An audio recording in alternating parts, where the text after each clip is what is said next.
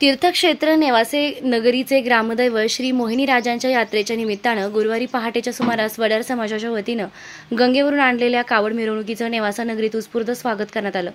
बोल मोहिनीराज भगवान की जय असा जयघोष करत येऊन कावडीनं आणण्यात आलेल्या गंगाजलानं मोहिनीराजांच्या उत्सव मूर्तीचा अभिषेक घालण्यात आला। प्रवरा संगमीतून पायी आलेल्या कावड यात्रेचं नेवासा शहरात पहाटेच्या सुमारास आगमन झाल्यानंतर चौकाचौकात फटाक्यांची आतिषबाजी व तोफांची सलामी देत स्वागत करण्यात आलं। यावेळी सौ मृणालिनी मुळे, नगरसेविका सौ अंबिकाताई इर्ले यांच्यासह महिला सुवासिनींनी पंचारती ओवाळून औक्षण केलं। कावड यात्रेमध्ये हजारो युवक नागरिक सहभागी झाले होते। सदरची कावड यात्रा मुख्य मार्गावरून श्री मोहिनी राजांच्या दर्शनासाठी मुख्य मंदिरात आली। मोहिनी राजांचं दर्शन घेतल्यानंतर ही कावड यात्रा प्रवरा नदी तीरावर असलेल्या मोहिनीराज मंगल कार्यालयात आली। यावेळी कावडीनं आणलेल्या गंगाजलानं उत्सव मूर्तीस वडार समाजाच्या वतीनं जलाभिषेक करण्यात आला। यावेळी उत्सव मूर्तीचं दर्शन घेण्यासाठी महिला भाविकांनी मोठी गर्दी केली होती।